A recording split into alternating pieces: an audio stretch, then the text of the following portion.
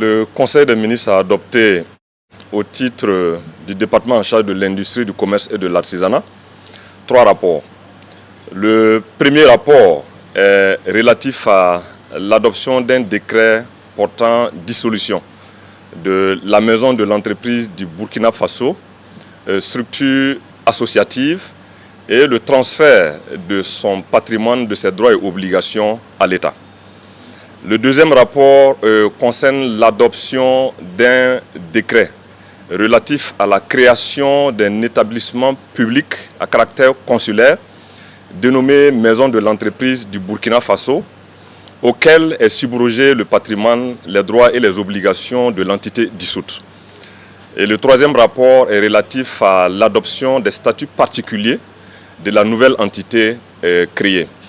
Il faut dire que l'adoption de ces 3 décrets s'inscrit dans la dynamique de la refondation de l'État, entreprise par le gouvernement à travers des réformes apportées à des entités stratégiques importantes d'appui au secteur privé.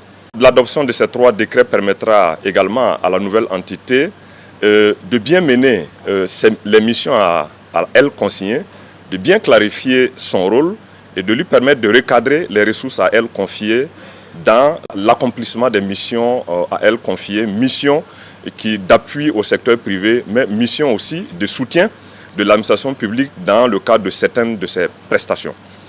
Entre autres innovations apportées, en dehors donc de la dissolution de la forme associative et la création de la forme d'établissement public, il y a le fait qu'il est institué désormais au sein de la structure une assemblée consulaire intitulée Club des entrepreneurs du Burkina Faso.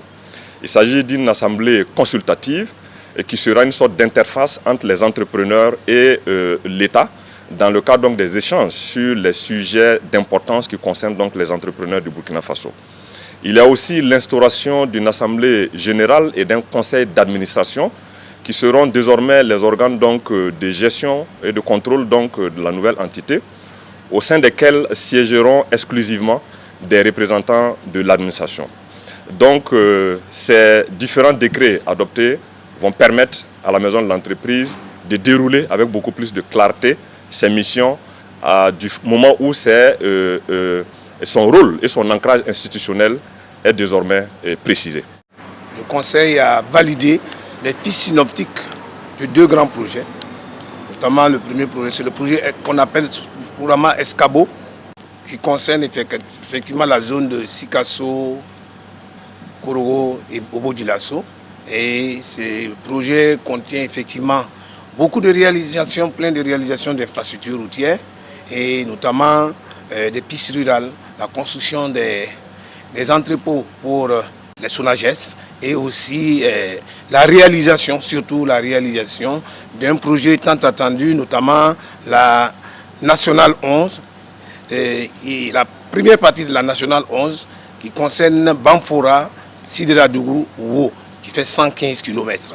Et nous avons aussi le deuxième projet qu'on appelle Prise, et ce projet concerne effectivement la construction et le bitumage de la suite de projets de la RN11, notamment Wo-Gawa, qui fait 78 km.